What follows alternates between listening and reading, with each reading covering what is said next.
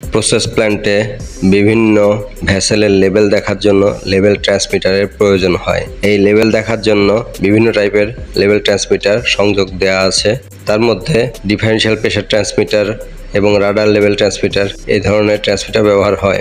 বিভিন্ন জায়গায় differential pressure transmitter এর পরিবর্তে রাডার লেভেল ট্রান্সমিটার ব্যবহার করা সম্ভব কিনা সেজন্য আমরা একটা রাডার লেভেল ট্রান্সমিটার সিমেন্স ব্র্যান্ডের পরীক্ষা করে দেখব এটি সঠিকভাবে কাজ করে কিনা এবং এটি বিভিন্ন ডাটা কনফিগারেশন করে এর ক্যালিব্রেশন সম্পন্ন করে আমরা এটা চেক করব। প্রথমে আমরা ট্রান্সমিটারটি একটা প্রজেক্ট হিসাবে নিচ্ছি জন্য একটা প্লাস্টিক ড্রামের সাথে থ্রেডের মাধ্যমে এটা সংযোগ দিয়ে নেই যাতে এটি কোনো নড়াচড়া না করে এবং এই ড্রামের মধ্যে আমরা লেভেল চেক করার জন্য একটি খালি মুখ রেখেছি যেদিক দিয়ে আমরা ভিতরে পানি দিয়ে এর লেভেল কম বেশি হয় কিনা সেটা আমরা চেক করব। সিমেন্স ব্র্যান্ডের এই ট্রান্সমিটারটি আমরা ড্রামের উপরে সংযোগ দেওয়ার পর এখানে আমরা 24 ভোল্ট ডিসি পাওয়ার সাপ্লাই দিব। পাওয়ার সাপ্লাই দেওয়ার জন্য এই পাওয়ার সাপ্লাইয়ের কেবলের সাথে আমরা 250 ওহমসের একটা রেজিস্টার সিরিজে কানেক্ট করেছি সেফটির জন্য। আমরা এই পাওয়ার সাপ্লাই দেওয়ার পরে আমরা হার্ড কমিউনিকেটর দিয়ে এটার ক্যালিব্রেশন চেক করব। ইতিপূর্বে আমরা একবার এর ডাটা সেটআপ দিয়ে চেক করেছি, তদুপরি আমরা দ্বিতীয়বার হার্টের মাধ্যমে এখানে আমরা চেক করব যে এর কিভাবে ক্যালিব্রেশন করা হয়। এখানে আমরা ড্রামের যে এর ভিতরে আগে থেকে কিছু পানি প্রবেশ করিয়ে রেখেছি সেটা দেখা যাচ্ছে। এবার আমরা ট্রান্সমিটারের পাওয়ার সাপ্লাই কানেক্ট করার পরে আমরা পাওয়ার সাপ্লাই সুইচটি অন করে দেখব যে এটার কিভাবে ক্যালিব্রেশন করব। পাওয়ার সাপ্লাই অন করার পর আমরা হার্ড কমিউনিকেটরের পজিটিভ এবং নেগেটিভ প্রব এর সাথে সংযোগ দিচ্ছি। পজিটিভ নেগেটিভ প্রব সংযোগ দেওয়ার পরে আমরা হার্ড কমিউনিকেটর থেকে এর ক্যালিব্রেশনটা চেক করব এবং এর ডাটা প্যারামিটারগুলো সেটআপ দিব। প্রথমে আমাদের হার্ড কমিউনিকেটর যে এর কানেকশন দেওয়ার জন্য যে প্রব দুটি রয়েছে সেটি সুন্দরভাবে লাগানোর জন্য কেবল দুটি আমরা একটু ভালো করে টাইট দিয়ে নিলাম। এবার আমরা পাওয়ার সাপ্লাই এখানে 240 ভোল্ট ইনপুট দেখাচ্ছে, 220 ভোল্ট ইনপুট এসি এবং এর আউটপুট 24 ভোল্ট। সেই 24 ভোল্ট আমরা এখানে এই সিমেন্স ট্রান্সমিটারে ইনপুট হিসাবে দিয়েছি এবং একই সাথে এটা আমরা হার্ড কমিউনিকেটরের সাথে কানেক্ট করেছি। যেহেতু এটা আমাদের ক্যালিব্রেশন আগে থেকে করা আছে সেজন্য এখানে কিন্তু একটু লেভেল দেখাচ্ছে। আর এখানে আমরা বিভিন্ন ক্যাটালগের মাধ্যমে কিভাবে এর ডাটা সেটআপ বা এটা কিভাবে সেটআপ করতে হবে ভেসেলের সাথে সেগুলো এখানে কিছু আমাদের আগে থেকে দেখে নিলে সুবিধা হবে এবং এর যে বিভিন্ন ডাটা সেটআপগুলো ক্যাটালগের ভিত্তিতে দিলে এটা বুঝতেও অনেক সহজ হবে। আমরা সেই ক্যাটালগের ভিত্তিতেই এখানে ডাটা সেটআপগুলো দিয়েছি। প্রথমে ট্রান্সমিটারটি আমরা অনলাইনে নিয়ে নিলাম। অনলাইনে নেয়ার পর এখানে আমরা যে হার্ড কমিউনিকেটর রয়েছে হার্ড কমিউনিকেটরের মাধ্যমে আমরা সিট্রান্স LR250 ট্রান্সমিটারটি হার্টের সাহায্যে অনলাইনে নেয়ার পরে সেখান থেকে আমরা লেভেল মিটার সেট করব এবং এরপর সেটআপ থেকে ইনপুটের মধ্যে সেন্সর ক্যালিব্রেশন বের করে তারপর আমরা বিভিন্ন ডাটাগুলো সেটআপ করব। এখানে আমরা সেন্সর ক্যালিব্রেশনে যাব। সেন্সর ক্যালিব্রেশনে এখান থেকে আমরা ম্যাটেরিয়াল হিসেবে লিকুইড সিলেক্ট করব। যেহেতু আমাদের এখানে ভিতরে পানি ব্যবহার করেছি সেজন্য আমরা এটা লিকুইড সিলেক্ট করলাম। পানি বাড়ার বা কমার সাথে সাথে এটা আমাদের লেভেল দেখাবে। এবার আমরা সেন্সরের ইউনিটটা আমরা ডিস্টেন্স মিলিমিটার, আমাদের যেহেতু সেটআপ দেওয়া আছে এই জন্য আমরা ইগনোর করছি। এবার আমাদের পরবর্তী ধাপে গিয়ে আমরা যে লো ক্যালিব্রেশন লিমিট পিটি, লো ক্যালিব্রেশনটা আমাদের হলো যে পানির লেভেলটা কত নিচে গেলে এটা হবে। আমরা 1 মিটার নিয়েছি হাইট, এজন্য এখানে 950 সেট করেছি এবং হাই লিমিটটা দিছি 100 মিলিমিটারে, মানে উপর থেকে 100 মিলিমিটার যখন মানে গ্যাপ পাবে তখন এটা হাই দেখাবে। আর একটা নিয়ার রেঞ্জ, এটা হলো 50 মিলিমিটার আমাদের যে লোয়ার ভ্যালু যেটা।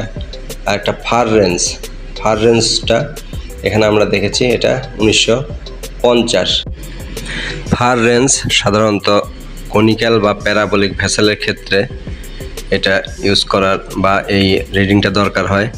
যে যখন ভেসেলগুলো কনিক্যাল বা প্যারাবোলিক হয় তখন এই ভেসেলগুলোর লেভেল 0 হয়ে গেলে তখন এখানে কিছু ফলস সিগন্যাল, যা নর্মাল সিগন্যাল থেকে 30 থেকে 40% হায়ার হিসাবে শো করে। এজন্য এই ফলস সিগন্যাল যাতে শো না করে এক্ষেত্রে এই ভ্যালুটা রেঞ্জটা অনেক বেশি দেওয়ার প্রয়োজন হয়। বেশি দিলে পরে তখন যখন আমার লেভেল অনেক কম দেখাবে তখন এই রিডিংটা অনেক কম আসবে। এটা হলো ফার রেঞ্জ সেটিং। কয়েকবার আমরা এই ডাটাটা চেঞ্জ করে এখানে আমরা অন্য ভ্যালু দিয়ে এখানে চেক করার চেষ্টা করি।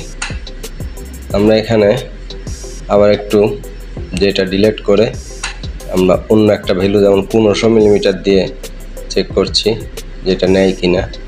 আমাদের এটাও নিচ্ছে না, এটা আমাদের 1950 আছে, সেটাই ফিক্সড থাকছে। কাজে এটা আমরা ইগনোর করলাম। আর আমাদের যে আগের যে ভ্যালু লো ক্যালিব্রেশন, এটা আমরা যদি রিভার্স করি তাহলে কি হয় সেটা আমরা দেখার চেষ্টা করব। তো এই লো ক্যালিব্রেশনের রেঞ্জ যেটা ছিল সেটা আমরা চেঞ্জ করলাম। এবার চেঞ্জ করে সেটার ভিত্তিতে আমরা এই যে নিয়ার রেঞ্জ এটাও আমরা এখান থেকে যে দেওয়া আছে 50 মিলিমিটার, এটা আমরা রেখে আমরা আবার এই ফার রেঞ্জ এইটা চেঞ্জ করে দেখব যে এটা ভ্যালুটা নেয় কিনা। এখন আমরা আবার 1950-এর পরিবর্তে 1560 মিলিমিটার দিলাম। এবার দেখি আমরা ইন্টার দিলে এটা ইনপুট হিসাবে নেয় কিনা। কিন্তু আমরা খেয়াল করলাম যে এখানে আমাদের পরবর্তীতে যখন এই ভ্যালুটা চেঞ্জ করে ইন্টার দিলাম সেটাও আমাদের ইনপুট হিসাবে নেয়নি। কাজেই আমরা আবার যে লো ক্যালিব্রেশন যে ভ্যালুটা ছিল এটা আমরা আবার আগে যে আমাদের ছিল 950 মিলিমিটার সেটা আবার দিয়ে এখানে সেট করে রাখলাম। যেহেতু আমরা এটা টেম্পোরারি আগে থেকে এখানে ক্যালিব্রেশনের জন্য চেক করেছিলাম সেটা আমরা সেট করে রাখলাম। আমরা এটা ফার রেঞ্জটা চেক করার জন্যই এটা দিয়েছিলাম। আর হাই ক্যালিব্রেশন পিটি এটা 100 মিলিমিটার আছে আমাদের পূর্বে থেকে, এটা ঠিকই আছে, এজন্য এটা আমরা আর চেঞ্জ করলাম না। আর লো ক্যালিব্রেশনটা 950 মিলিমিটার। এভাবে আমাদের মোটামুটি ডাটাগুলো সেট হয়ে গিয়েছে। এখান থেকে আমরা যে রিভার্স করেও আবার একটু দেখার চেষ্টা করছি যে হাই আর লো। এখানে হাইটা আমরা যদি 950 আর লোটা 100 তাহলে আমাদের কি হয়, সেই ক্ষেত্রে আমাদের যে ফার ভ্যালু সেটা আমাদের চেঞ্জ করা সম্ভব হয় কিনা আমরা সেটা একটু এখানে চেক করার জন্য এই ডাটাটা চেঞ্জ করলাম। এখানে কিন্তু যেটা চেঞ্জ করার পর ফিল্ড ডিভাইস স্পেসিফিক এরর একটা দেখাচ্ছে, যার কারণে আমরা এটা আর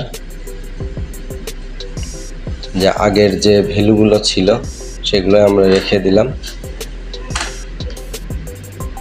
সেই ভ্যালুগুলোর ভিত্তিতেই আমরা এবার এই ট্রান্সমিটারের লেভেল কত দেখায়, যেটা আমরা রিভার্স করে দেওয়াতে এটা কিন্তু লেভেল 0 দেখাচ্ছে। আমাদের যে হাই ভ্যালু এবং লো ভ্যালু এই দুটো ভ্যালু আমরা চেঞ্জ করেছিলাম।